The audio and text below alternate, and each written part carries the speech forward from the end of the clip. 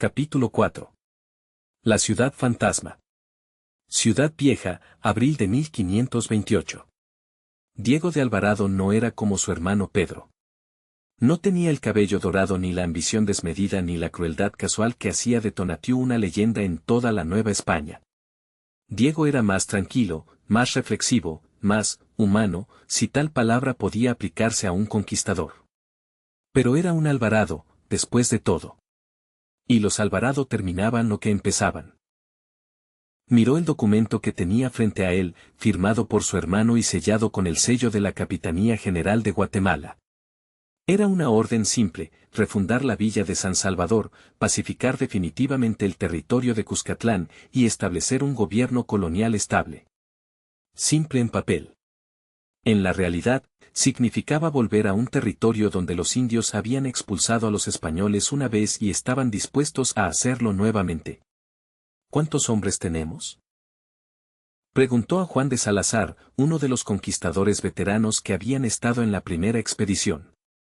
150 españoles, respondió Salazar. 80 jinetes, 70 infantes. Y 2000 auxiliares, principalmente tlaxcaltecas. Es menos de lo que Pedro tenía en el 24. Pero sabemos a qué nos enfrentamos ahora. No cometeremos los mismos errores. Diego asintió lentamente. Los errores de la primera expedición estaban bien documentados. Llegar en temporada de lluvias, cuando los caminos eran intransitables y las enfermedades proliferaban. Subestimar la determinación de los pipiles. Esperar demasiado en una ciudad vacía, esperando que los habitantes regresaran. Esta vez sería diferente. Esta vez no buscarían una batalla decisiva. Esta vez sería una campaña de desgaste, pueblo por pueblo, hasta que los pipiles no tuvieran más opción que rendirse. ¿Cuándo partimos?, preguntó Diego. Mañana al amanecer. Los hombres están listos. Bien, Diego miró por la ventana, hacia el sur, donde las montañas de Cuscatlán se alzaban en la distancia. Enviemos mensajeros primero. Ofrece los términos de siempre: sumisión, tributo, conversión. Dame sus respuestas antes de que nos movamos. ¿Y si rechazan? Entonces haremos lo que siempre hacemos. Los mensajeros regresaron una semana después. Solo 3 de los 5 que habían sido enviados. Los otros 2, según los supervivientes, habían sido capturados y ejecutados. La respuesta de los pipiles era clara. El ejército español partió el 1 de abril de 1528, 4 años casi exactamente después de la primera expedición de Pedro. Diego cabalgaba al frente, en un caballo bayo más modesto que el alazán de su hermano. No buscaba la gloria como Pedro. Solo quería terminar este trabajo y volver a Guatemala con su familia. El cruce del río Paz fue tranquilo. Demasiado tranquilo. Diego había esperado algún tipo de resistencia, emboscadas, escaramuzas. Pero los senderos estaban vacíos. Los pueblos por los que pasaban estaban abandonados. Era inquietante. Como si el país mismo estuviera esperando, conteniendo el aliento. No me gusta esto, murmuró Juan de Aguilar, el otro alcalde designado para la nueva villa. Es demasiado silencioso. Están observándonos, dijo Diego. Eligiendo su momento. ¿Y qué hacemos? Seguimos adelante. Pero con cuidado. Llegaron al sitio elegido para la refundación de San Salvador a mediados de abril. Era un lugar estratégico, a 8 kilómetros de la antigua Cuscatlán, en una colina que dominaba el valle. Había agua abundante, tierras fértiles y, crucialmente, una vista clara de los caminos circundantes. Diego ordenó establecer el campamento inmediatamente. Los soldados comenzaron a construir empalizadas, casas temporales, un pequeño fuerte. Los auxiliares tlaxcaltecas, veteranos de docenas de campañas, trabajaban con eficiencia mecánica. Pero Diego sabía que esto era solo el comienzo. Una villa española era más que edificios. Necesitaba estructura legal, gobierno, iglesia. Necesitaba convertirse en un símbolo del poder español, un lugar desde el cual irradiar control sobre el territorio circundante. El día de la fundación oficial, Diego reunió a los colonos en la plaza improvisada. Eran 50 familias españolas, cada una prometida con tierras y encomiendas y ayudaban a pacificar la región. No eran nobles. La mayoría eran soldados comunes, artesanos, unos pocos comerciantes. Pero eran españoles, y eso era suficiente. En nombre de Su Majestad el Rey Carlos, declaró Diego, y con la autoridad que me confiere el capitán general Pedro de Alvarado, refundo esta villa con el nombre de San Salvador del Valle de las Hamacas. El nombre venía de los frecuentes temblores que sacudían la región. Que sea un faro de la civilización cristiana en estas tierras. Que sus campanas llamen a los paganos a la fe verdadera. Que sus leyes traigan orden al caos. Palabras grandiosas. Pero Diego se preguntaba cuántos de los presentes creían realmente en ellas. La mayoría había venido por la promesa de tierras y riquezas, no por misiones espirituales. No importaba.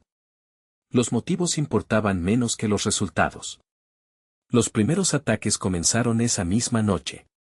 Diego había esperado esto. Había puesto guardias dobles, había mantenido a los caballos ensillados, había ordenado que nadie saliera del perímetro defensivo después del anochecer. Aún así, las flechas encontraron víctimas. 3 soldados murieron en sus puestos, atravesados por dardos envenenados. 2 caballos fueron heridos. Un fuego comenzó en uno de los almacenes, apagado antes de que se extendiera pero causando la pérdida de provisiones valiosas.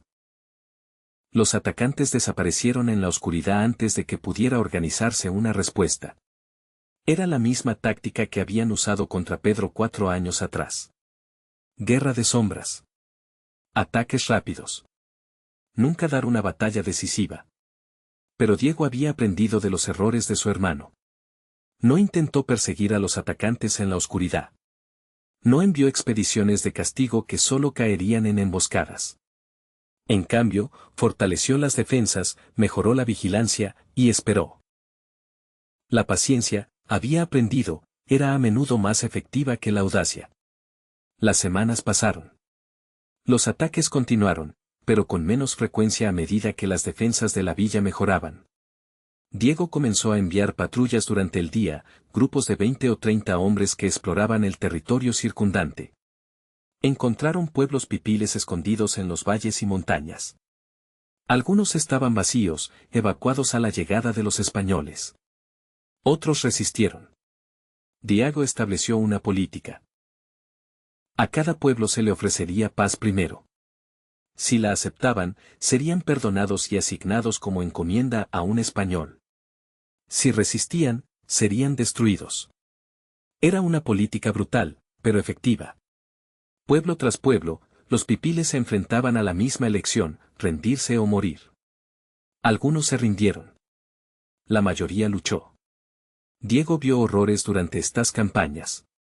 Vio pueblos enteros quemados, sus habitantes, hombres, mujeres, niños, pasados a cuchillo. Vio guerreros pipiles torturados para revelar la ubicación de otros asentamientos. Vio campos destruidos, cosechas quemadas, la tierra misma convertida en un páramo.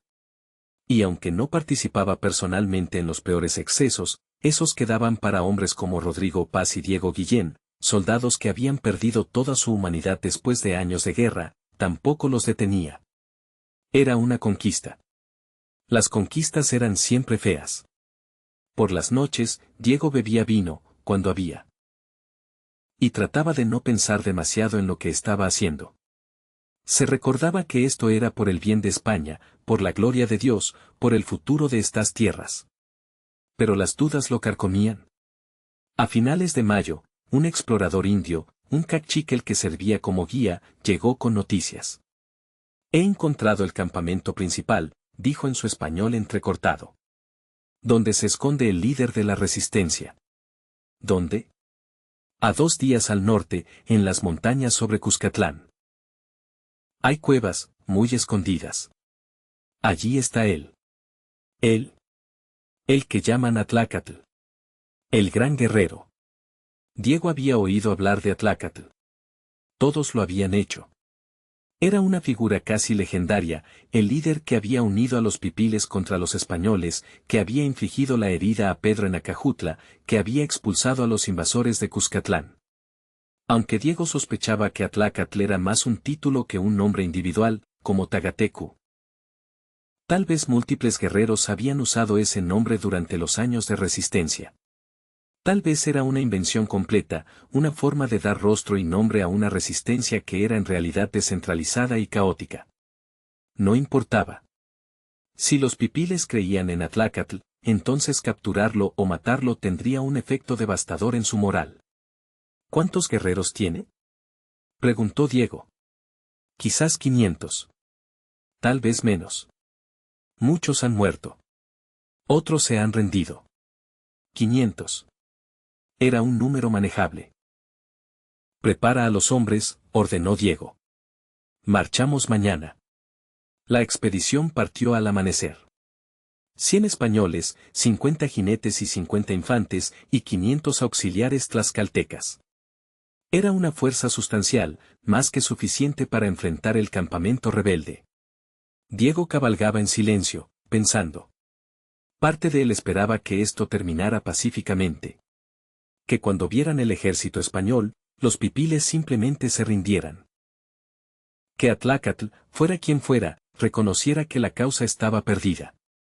Pero sabía que era poco probable. Los hombres que habían resistido durante 4 años no eran del tipo que se rendía fácilmente. Llegaron a las montañas al segundo día. El guía Cacique los condujo por senderos estrechos que subían empinadamente, lugares donde los caballos debían ser conducidos en fila india. Era territorio perfecto para emboscadas. Diego mantuvo a los exploradores adelante y los flancos cubiertos. Pero no hubo emboscadas. Los pipiles no sabían que venían, o habían decidido hacer su última batalla en el campamento mismo. Encontraron el campamento al anochecer.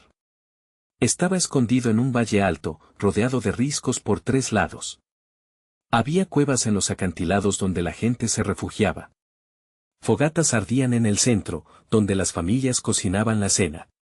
No era un campamento militar. Era un refugio de civiles, mujeres, niños, ancianos. Los guerreros eran minoría, tal vez 100 hombres armados entre varios cientos de personas. Diego sintió una punzada en su pecho. Esto no era una batalla. Sería una masacre. ¿Qué hacemos?, preguntó Juan de Salazar. Diego miró el campamento. Podía atacar ahora, bajo la cobertura del anochecer. Podría tomar a los pipiles por sorpresa, matarlos a todos antes de que pudieran organizar una defensa. O podía esperar hasta el amanecer. Dar a los pipiles la oportunidad de rendirse. Arriesgarse a que escaparan durante la noche. La decisión práctica era atacar ahora. La decisión humana era esperar. Diego, para su propia sorpresa, eligió la humanidad. Rodeamos el campamento pero no atacamos, ordenó. Al amanecer, enviaremos un parlamentario. Les daremos la oportunidad de rendirse. Salazar lo miró con sorpresa. Don Diego, si esperamos, podrían escapar. Entonces que escapen. Prefiero perseguir a hombres vivos que masacrar a mujeres y niños dormidos. Era una decisión que Diego sabría que lo haría parecer débil ante algunos de sus hombres. Los conquistadores no eran conocidos por su misericordia. Pero Diego estaba cansado de matar. Cansado de la sangre. Si podía terminar esto sin más derramamiento, lo haría. El amanecer llegó frío y neblinoso. Diego envió a un intérprete maya bajo bandera blanca, acompañado por 2 soldados desarmados. Diles, instruyó Diego, que vengo en nombre del rey de España. Que su resistencia es inútil. Que si se rinden ahora, sus vidas serán perdonadas. Serán asignados a encomiendas donde trabajarán pero vivirán. Sus hijos aprenderán la fe cristiana y se convertirán en súbditos del rey. El intérprete asintió y se dirigió al campamento. Diego lo observó ir, preguntándose qué respuesta recibiría. La espera fue larga. Finalmente, el intérprete regresó, su rostro sombrío. ¿Y bien? Dicen que saben lo que significa, encomienda. Dicen que han visto los pueblos donde los indios trabajan hasta morir en los campos de los españoles. Que han oído de las mujeres tomadas, los niños separados de sus familias, la cultura destruida. ¿Y su respuesta? Dicen que prefieren morir libres. Diego cerró los ojos. Por supuesto. Por supuesto que esa sería su respuesta. ¿Hay algo más? El líder quiere hablar contigo. Cara a cara. Diego abrió los ojos. ¿Atlacatl? Eso es lo que dicen. Era arriesgado. Podría ser una trampa. Pero Diego había ido demasiado lejos para retroceder ahora. Dile que acepto. Nos encontraremos en terreno neutral, entre el campamento y mis líneas. Cada uno puede traer 2 guardias, desarmados. El encuentro se llevó a cabo 1 hora después, en un claro pequeño a medio camino entre los 2 campos. Diego fue acompañado por Juan de Salazar y Pedro Cerón. Dejaron sus armas atrás, aunque Diego llevaba un cuchillo escondido en su bota, una precaución que esperaban no necesitar. Del lado Pipil, 3 figuras emergieron del campamento. 2 eran guerreros jóvenes, musculosos y pintados para la guerra. El tercero era más viejo, tal vez 50 años, con el rostro marcado por cicatrices y los ojos cansados de alguien que ha visto demasiado. Este, supuso Diego, era Atlacatl. Se encontraron en el centro del claro. Por un momento, ninguno habló. Se evaluaron mutuamente. El conquistador español y el guerrero Pipil, enemigos mortales que compartían el peso de liderar hombres en guerra. Finalmente, Atlacatl habló. Sus palabras fueron traducidas por uno de los jóvenes guerreros, que sorprendentemente hablaba un español rudimentario. Tú eres el hermano de Tonatiuh. Soy Diego de Alvarado, sí. Y tú eres Atlacatl. Ese es uno de mis nombres. Una sonrisa triste cruzó el rostro del guerrero. ¿Has venido a matarme? He venido a terminar esta guerra. Si eso requiere tu muerte, entonces sí. Pero preferiría que terminara con tu rendición. ¿Y qué ganaría con rendirme? ¿La oportunidad de trabajar hasta morir en los campos de un español? ¿Ver a mi gente convertida en esclavos en todo menos el nombre? No esclavos.